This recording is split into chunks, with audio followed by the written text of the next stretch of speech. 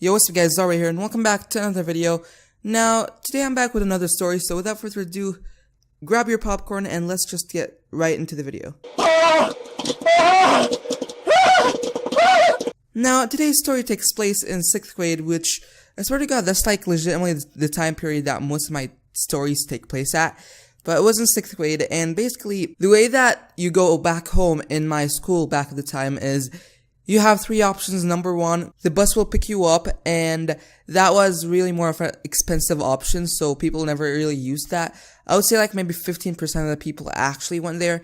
And then you can let your parents pick you up, which I would say like almost everyone actually used that. And the last option, which is the option that I was using, was walking back home. Now, whenever we walk back home, we don't actually walk back home. The way that it works is, we actually walk to this place that's like 2 minutes away from the school itself. And the reason why we would do that is because since almost everyone would like wait in the school until their parents pick them up, then the school was just like crowded and there's really nothing that you can do. So basically, a lot of people, or like I would say like 20 students, basically used that option. So basically we'd go out and we'd all like sit or stand in like this place and we'd wait until our parents come and pick us up. And basically that's it. I don't know, like, it was actually pretty smart because we wouldn't have to, like, stay in school and, like, do all that annoying crap and wait. And one time I actually jammed my finger because there was, like, a lot of people, and then I just fell, and I jammed my wrist, not my finger, but, yeah, I jammed my wrist, basically. I fell and jammed my wrist, but basically, let's get started. So, 6th grade, right? So, it was a sunny, bright day. I go to school, blah, blah, blah, do all that annoying crap. And then I finish, school, basically. And so, at this point, we have to, like, go out and walk. Now, the place is only 2 minutes away from the school itself. So, basically, me and my sister are walking to that place. By the way, I did not mention this, but that place, there's, like, some stores right next to it. So, you can just, like, go and buy stuff or buy food, which is pretty awesome. So, we were walking back into it, and we waited 5 minutes. We're basically, like, talking to, like, other people. And we're waiting until our parents pick us up, right? And basically, there's a car that comes right next to us, and the car stops. Now, the area that we're, like, stopping at is, like, right next to a highway, or, it's not a highway, it's a street, what am I saying? But, like, it's right next to a street, and this guy, like, parks his car right next to the street, or, like, at the side of the street, which I'm pretty sure that that's, like, illegal, because, like, there wasn't any actual parking places. So he just, like, stops his car at the side of the road, and basically, he comes out, and he's like, what are you kids doing here? And basically, we proceed to tell him that, blah, blah, blah, we do that, and then we go out. And this guy has, like, the freaking brain of a mouse. Do you know what he says? He's like, oh my god, that's fucking shitty, I'm gonna complain about this to your fucking school. And keep in mind that he knows our school because it's, like, a private school, so basically, we'd wear uniforms, and, the title would be at our clothes, so... Right? And then, this guy who's, like, in 10th grade, by the way, this guy in 10th grade, he's, like, I would say 5'10" at the time. I'm pretty sure, I met him, like, a couple of months ago, and he was, like, now 5'11" or 6 foot, I don't know, probably 5'11", but at the time when he was in 6th grade, he was, 10th grade, he was, 5'10", and this guy, like, goes to the gym as well, so he's, like, pretty strong, decently strong at least. But basically he's like, excuse me, and basically the guy just proceeds to tell him that, oh, this is fucking shit. And after that, the guy, okay, we're just gonna put names. So basically the 10th grader, let's just call the 10th grader, fucking, I don't know, like Jim, and we're gonna call the, random stupid ass guy, let's just call him Kobe Bryant, okay? So basically, Kobe is like saying, oh, this is shit and blah, blah, blah. And then he says, in the school that I put my kids in, this shitty system would not work. They would not put this shitty ass system. And keep in mind that basically, it's we signed up for walking. So basically the school has nothing to do with us.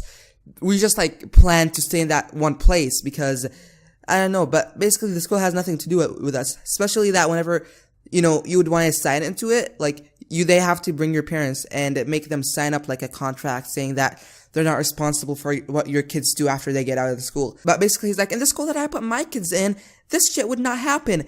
And then, basically, he says, his school name, or the school name that his kids have. And then Jim was like, oh, by the way, every time I see a 6th grader smoking a freaking cigarette, I would always ask them from which school they are, and they would tell me that they're from your school or your kid's school. He says the school name.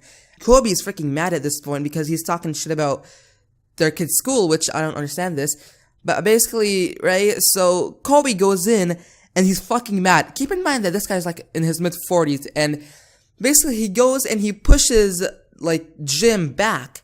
Keep in mind he's in his mid-40s and he's picking a fight with a 10th grader, right? And basically Jim is like, okay, we don't have to get violent, blah, blah, blah. He's like, you know what? School is gonna end in a week, so I'm sorry for bothering you, even though we're not even bothering him, okay? He's just like, we're standing in a place that has legitimately no buildings around us, like, not, like, no freaking apartments, no freaking houses, just, like, 2 stores. That's it, like, 2 stores, like, are next to us.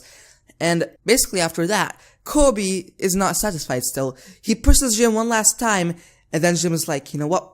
Fuck this shit. And then he freaking punches Kobe in the face, okay? A 10th grader, he punched this guy in the face, okay? And after he, like, you know how, like, whenever someone punches you, he punched him on the cheek? And, like, you know how whenever someone punches you on the cheek, like, you kind of lose your, balance? And then, like, yeah, but basically that happened. And after, basically, Kobe regained his balance, Jim goes ahead and he pushes him again. And then, basically, you guys, like, Kobe had nothing against Jim, okay? I'm telling you, Jim fucked this guy up, okay?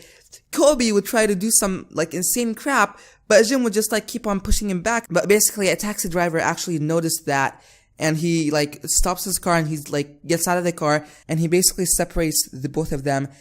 And basically, I don't know how, I don't remember, like, I honestly don't remember, but he managed to, like, make Kobe go back to his car.